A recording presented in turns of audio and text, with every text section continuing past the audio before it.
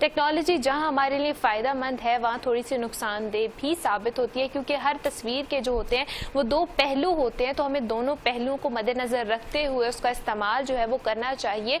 तो आज हम जो है हमारे साथ पाकिस्तान के एक बहुत ही मशहूर IT एक्सपर्ट सऊद अहमद साहब मौजूद हैं, जिनसे हम बात करेंगे कि हम किस तरह से इस टेक्नोलॉजी का मनफी इस्तेमाल है उससे कैसे खुद को महफूज रख सकते हैं। अस्सलाम वालेकुम सऊद साहब, कैसे हैं आप? वालेकुम अस्सलाम, अल्लाह का शुक्र, आप सुनाएं।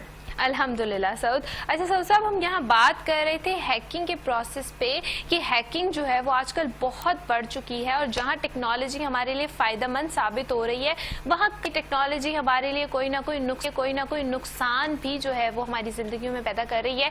और जो है बैंक अकाउंट्स जो हैं वो लोगों के महफूज नहीं है। हमें बड़ी जो है शिकायतें देखने को मिलती हैं कि लोग कहते हैं कि यार बैंक अकाउंट से पैसों की ट्रांजैक्शन हो गई, बैंक अकाउंट में ये इशू आ गया, वो इशू आ गया, हैक हो गया हमारा अकाउंट। इस हवाले से आप बताएं कि हम इनकी प्रिवेंशंस जो हैं वो किस तरह से कर सकते हैं?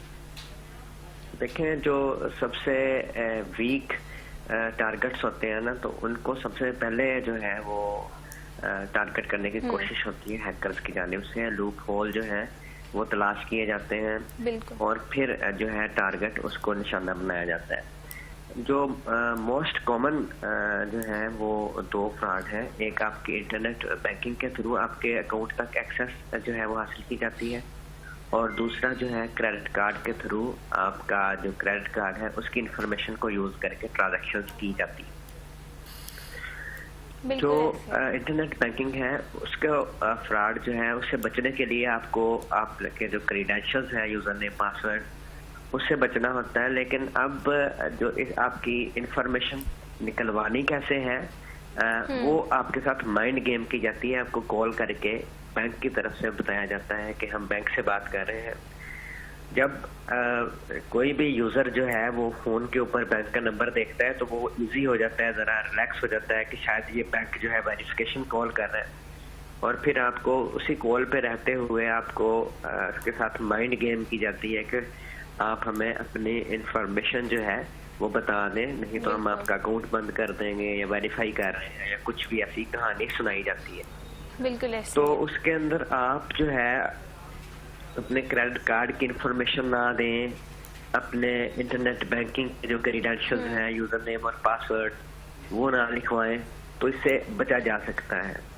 दूसरी चीज ये है कि ये जो नंबर से फोन आता है इसको हम जो है वो मास्किंग बोलते हैं। एक्चुअली वो एक वॉइस ओवर IP की कॉल होती है जो कि इंटरनेट के थ्रू कॉल की जाती है, जिसपे आपको सिर्फ नंबर शो हो रहा होता है। बेसिकली वो नंबर जो है वो नहीं होता है जो आपको नजर आ रहा होता है। तो रियल और फेक में हम डिफरेंशिएट कैसे कर सकते हैं? एक तो रियल और फेक में आप डिफरेंशिएट करने का तरीका है वो एक ये है कि मोस्ट प्रोबेबली वहाँ पे जो जीरो है शुरू में वो दो होते हैं। जैसे आपको किसी कॉल आएगी नॉर्मली तो 1 0 होगा और आगे फिर नंबर शुरू हो जाएगा। लेकिन जब वॉइस ओवर IP के थ्रू मास्किंग करके आपको जाली नंबर से कॉल की जाती है तो शुरू में उसके 2 0 होते हैं। दूसरी चीज ये है कि स्टेट बैंक ऑफ पाकिस्तान में ये हदायत दी जा चुकी हुई हैं बैंक्स को कि आप इन नंबर से अपने यूजर्स को कॉल भी नहीं करें, और वैसे भी बैंक आपकी जो सीक्रेट इंफॉर्मेशन है वो पूछने के लिए कॉल नहीं करता है। देखिए, जब आपने अपना credit card, debit card activate भी करवाना होता है तो पिन कोड भी बनाने के लिए आपको एक रिकॉर्डेड लाइन पे जो है वो ट्रांसफर किया जाता है और कहा जाता है कि आप 4 हिस्सों का कोड जो है वो मिलाएं। वो भी ये नहीं कहा जाता कि आप बता दें, हम मिला देते हैं। तो वो उनके सामने भी जो है वो सिर्फ एक स्टैटिक जो है टाइप चीज आती है ताकि वो भी ना देख सके जो आपके साथ उसका रिप्रेजेंटेटिव बात कर रहा होता है। तो थोड़ा सा लोगों को विजिलेंट होना पड़ेगा कि आपको अगर कॉल की जाती है तो आप पर्सनल इंफॉर्मेशन उसके साथ ना शेयर करें। आपके क्रेडिट कार्ड की इंफॉर्मेशन पहले आपसे मांगी जाती है, फिर ऑनलाइन ट्रांजैक्शंस के थ्रू। पाकिस्तान में 2 साल पहले एक बहुत बड़ा फ्रॉड हुआ था कि लोगों के साथ क्रेडिट कार्ड की इंफॉर्मेशन ली गई और फिर रशियन IPs को यूज करते हुए करोड़ों रुपए लोगों के अकाउंट से निकल गए। देखें, जब बैंक के थ्रू अटैक, साइबर अटैक कोई बैंक पे होता है, उसके थ्रू आपका डाटा ब्रीच होता है, तो ट्रांजैक्शंस होती है, वो इंश्योर्ड होता है, वो तो बैंक आपका नुकसान जो है वो भर देता है। लेकिन अगर अपने यूजर की किसी नाअहली समझ लें या गलती कह लें, उसके थ्रू आपकी कोई इन्फॉर्मेशन लीक होती है, आपके क्रेडिट कार्ड इन्फॉर्मेशन की या आपके अकाउंट तक, इंटरनेट बैंकिंग तक एक्सेस होती है, तो उस नुकसान का जो जुम्मा है या फिर आपके नुकसान की जो तलाफी है वो बैंक नहीं भरता। वो आपका जो नुकसान है वो बैंक कहता है कि आपकी अपनी गलती की वजह से हुआ है, तो हम आपके नुकसान का अजाला नहीं करेंगे। तो बचने का जो है वो ये एक सिंपल तरीका है कि अगर आपको ईमेल आए, एसएमएस आए या फोन आए जिसमें आपको क्लिक करने के लिए कहा जाए और बाद में कहा जाए कि आप यहाँ पर यूजर नेम पासवर्ड जो है वो पुट करें, या फिर फोन करके आपको क्रेडिट कार्ड के जो नंबर है वो पूछा जाए या फिर आपको पिन कोड पूछा जाए, तो बिल्कुल ऐसी जो कॉल्स हैं उसको एंटरटेन नहीं करना चाहिए। ठीक हो गया। अच्छा, यहाँ पर हम सिम कार्ड ट्रैप की बात करेंगे और फिर आप हमें ये बताएं कि मतलब किस किस तरह से जो है वो आजकल फ्रॉड किए जा रहे हैं, कि मतलब किस किस, अब जैसे अभी आपने बताया कॉल के थ्रू करते हैं और मतलब नंबर जो है वो इंटरनेट के थ्रू कॉल आपको मिलाते हैं, तो आपको ऑफिशियल ही लग रहा होता है लेकिन इन रियलिटी वो ऑफिशियल नहीं होता। तो इस हवाले से आप बताएं कि जो साइबर जुराइम हैं वो किस किस किस्म के आ चुके हैं। अच्छा, जो सिम कार्ड स्वैप है उसके अंदर जो है वो आपकी इंफॉर्मेशन ऐसे यूज की जाती है कि वो आपके अदारे को, यानी कि आपके रेलिवेंट बैंक को कॉल की जाती है आपको इम्पर्सोनेट करके। जैसे फॉर एग्जांपल आपका अकाउंट एक बैंक में है, तो आपका जो रजिस्टर्ड नंबर है उसको कॉपी किया जाएगा, यानी कि उसकी मास्किंग की जाएगी। वो दो तरीके से की जाती है, या तो फिर आपके सिम कार्ड को कॉपी किया जाता है, वो तब पॉसिबल है जब जो है वो हार्डवेयर जो है आपकी सिम का, यानी कि आपकी सिम जो है उसके तक फिजिकल एक्सेस हो किसी को, वो आपकी सिम को कॉपी करे और फिर एक एम्प्टी सिम के अंदर वो पेस्ट करके और एक डुप्लीकेट सिम बना के आपके नंबर से बैंक को कॉल करे और फोन बैंकिंग के थ्रू आप बन के, यानी कि एक इम्पर्सोनेट करके बंदे की शख्सियत को आपकी कोई ट्रांजैक्शन करने की कोशिश करे, या फिर वो मास्किंग करे। अब ये जो मैंने पहला मतलब बताया ना कि सिम कॉपी करना, अब इसके लिए फिजिकल एक्सेस होना जरूरी है आपकी सिम तक। ये एक बहुत मुश्किल प्रोसेस है, ये कोई आम बंदा नहीं कर सकता, तो ये बहुत ज्यादा कंपैरेटिवली कम है।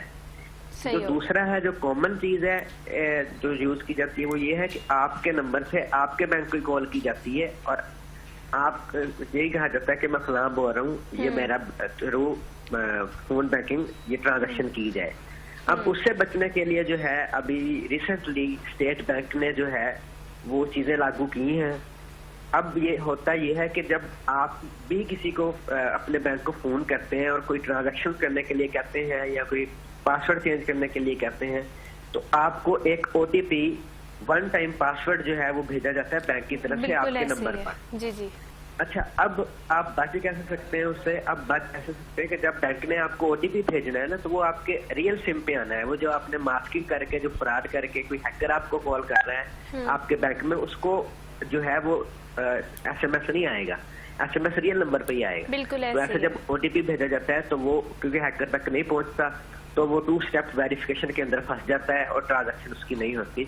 तो मैं ये समझता हूँ कि पाकिस्तान के अंदर जो है स्टेट बैंक ने रिसेंटली जो कुछ इकदाम किए हैं ये खुशाइंद है। और क्योंकि आप देखें पाकिस्तान के अंदर इंटरनेट की एक्सेस आने के बाद लोगों को इतना एजुकेट नहीं किया गया है कि उन्होंने अपनी पर्सनल इंफॉर्मेशन जो है उसको कैसे प्रोटेक्ट करना है।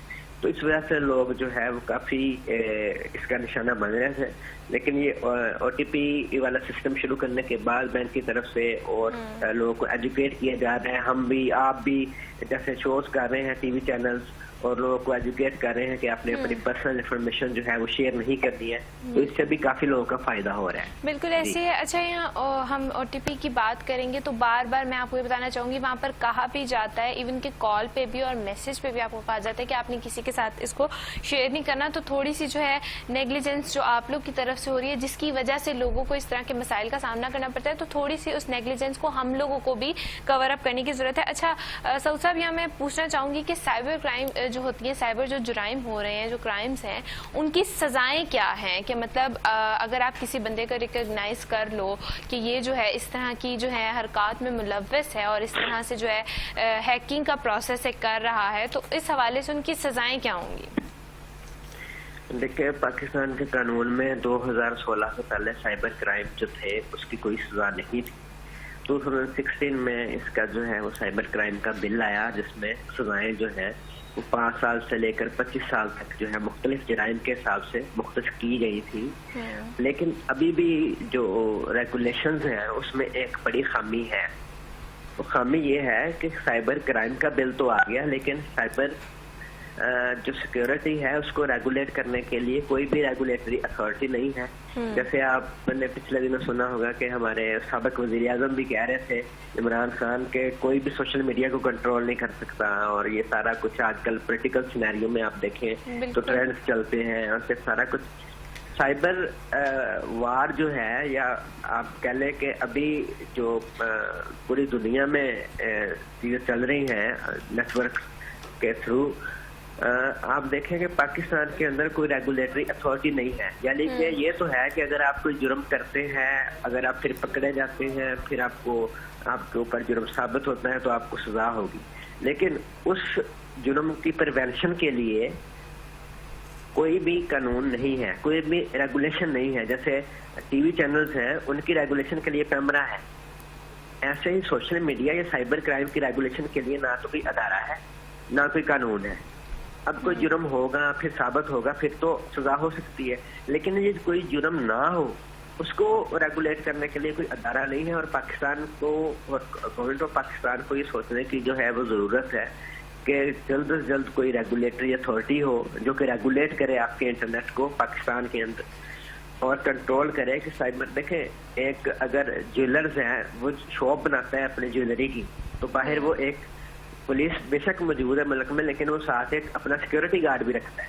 तो क्या है, एक प्रिवेंशन के लिए एक वो मेजर लेता है कि जराइम कोई जुर्म होने से पहले मुश्किल हो जाए वो जुर्म करना, ठीक है ना जी? तो ऐसे ही साइबर जो स्पेस है उसके अंदर भी आपको जुर्म जो है उसको होने से मुश्किल बनाने के लिए आपको कुछ ऐसे लाज बनाने पड़ेंगे कि लोग जो है वो एक तो जुर्म होने के बाद इतनी सख्त सजाएं हो कि वो डरे। और सर साहब, मुझे ऐसा लगता है कि इस सारे प्रोसेस में अवेयरनेस जो है वो बहुत ज्यादा जरूरी है।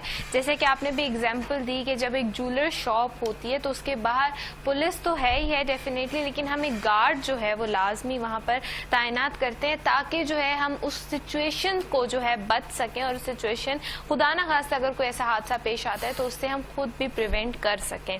इसी के साथ साथ मैं आपसे पूछना चाहूंगी कि जो साइबर जुराइम है उनसे अपने बैंक अकाउंट्स को, अपने पैसों को, अपनी इस हैकिंग वाले प्रोसेस को अपने आप से हम किस तरह से महफूज रख सकते हैं? कौन सी अवेयरनेस तो एक है ही है, ठीक है, लोगों में अवेयरनेस होगी तो डेफिनेटली वो जो है इस तरह की चीज़ों से, इस तरह की चीज़ों के बारे में कि फेक कॉल्स आ सकती हैं, डिफरेंट चीज़ें आ सकती हैं, तो इससे वो खुद को बचा लेंगे। लेकिन बहुत सारे ऐसे लोग भी हैं जिनमें अवेयरनेस नहीं है, या अवेयरनेस है तो वो उस चीज़ की तरफ ज़्यादा ध्यान नहीं देते, नेग्लिजेंस वगैरह बहुत ज़्यादा है। तो इस हवाले से आप क्या कहना चाहेंगे कि वो लोग जिनमें अवेयरनेस की भी कमी है या नेग्लिजेंस है, तो वो इस चीज़ को किस तरह से जो है अपने आप को महफूज रख सकते हैं? देखें, जो हैकर होता है ना वो बेसिकली 3 चीजें जो है इंसान के माइंड की, उनको वो यूज करता है। सबसे पहले तो है आपका लालच, दूसरा है आपका डर, और तीसरा है आपका भोलापन। आपने देखा होगा जितने भी साइबर क्राइम्स होते हैं ना, वो एक्चुअली आपसे उन्होंने कोई ना कोई इन्फॉर्मेशन लेनी होती है जिसको यूज करके आप सोशल इंजीनियरिंग कह सकते हैं उसे, और आप उसे फिशिंग कह सकते हैं। फिशिंग के अंदर ये होता है कि आपको एक फेक पेज पे लैंड करवाया जाता है, आपको लगता है कि ये तो जेन्युइन पेज है इंटरनेट बैंकिंग का या फेसबुक का या ट्विटर का, तो आप उस पर यूजर नेम पासवर्ड अपना एंटर कर देते हैं ये समझते हुए कि वो जेन्युइन पेज, लेकिन ऊपर उसका जो URL है, उसका एड्रेस जो है वेबसाइट का, वो आप नहीं देखते कि वो जेन्युइन ही है। बिल्कुल है। तो एक तो ऊपर एड्रेस पढ़ना चाहिए कि जिस भी लिंक पे आप जा रहे हैं, क्या आपने फेसबुक ओपन की है तो ऊपर फेसबुक ही ओपन हुई है, या आपको ईमेल बैंक की तरफ से आई है किसी बात के लिए, और आपने ओपन किया तो वो उसी बैंक की वेबसाइट खुली है या फिर कोई और ही वेबसाइट खुल गई है जिसमें आप अपने डाटा एंटर कर रहे हैं। तो सबसे पहले तो ये ज़रूरी है कि आप वेरीफाई करें कि आप जिस पेज पे मौजूद हैं, जिस वेबसाइट पे मौजूद है, वो ऑथेंटिक है, नंबर 1। ठीक हो गया। दूसरी चीज ये है कि किसी लालच में ना आए या कोई डरा रहा है। अब लालच क्या है कि आपका इनाम निकला है, आपको पता है बड़ा कॉमन है जी, बेनजीर इनकम सपोर्ट और ये वो आप देखते हैं, रोज इसके फ्रॉड होते हैं और सादा लोग इजी पैसा और ये जायज कैश ये वो करवा के तो लुट रहे होते हैं कि जी हम आपको इनाम भेजते हैं, पहले आप प्रोसेस करवा दें, टैक्स कर दें। तो ये यानी कि लालच या सादापन, ये दोनों चीजें आपको ट्रैप करती हैं। तो अवेयरनेस जो है ये तो सबसे पहले ज़रूरी है। दूसरी चीज़ ये है कि हमारे जो लॉ इन्फोर्समेंट एजेंसीज हैं वो जब इन लोगों को पकड़ती हैं तो बाकायदा मीडिया पे इसकी कैंपेन का आगाज़ करे कि इन्होंने ये फ्रॉड किया था, इनको ये सजा हो रही है। और आप देखें कि साइबर क्राइम बिल तो है लेकिन इम्प्लीमेंटेशन उसकी कितनी है। ऑनलाइन किसी खातून को हिरासा किया जाता है, क्या आप कंप्लेंट जब करते हैं ऑनलाइन तो वो जो विक्टिम है उसकी दादरसी होती है, क्या उसके खिलाफ कार्रवाई होती है जो कि उसको तंग कर रहा होता है। जो भी साइबर क्राइम, देखिए वो भी तो साइबर क्राइम है ना जी, हरासमेंट साइबर क्राइम है, बैंकिंग की जो आपका फाइनेंशियली कोई नुकसान पहुंचा रहा है वो भी साइबर क्राइम है। अगर हम इसको जो इम्प्लीमेंटेशन है वो हम स्ट्रॉन्ग करेंगे, लोगों को सजाएं मिलेंगी तो लोग ये जराइम करने से पहले सोचेंगे। और दूसरा सजाएं मिलेंगी, मीडिया के थ्रू ब्रॉडकास्ट होगा तो लोगों को पता भी चलेगा कि ये जो है जराइम हो रहे हैं, तो हमने इससे बचना है। बिल्कुल ऐसे। सऊद साहब आपका बहुत बहुत शुक्रिया कि आपने अपना कीमती टाइम जो है वो हमें दिया और इसी के साथ साथ हमने जाना कि हम खुद को इस तरह के नुकसानात, इस तरह के हादसात से बचा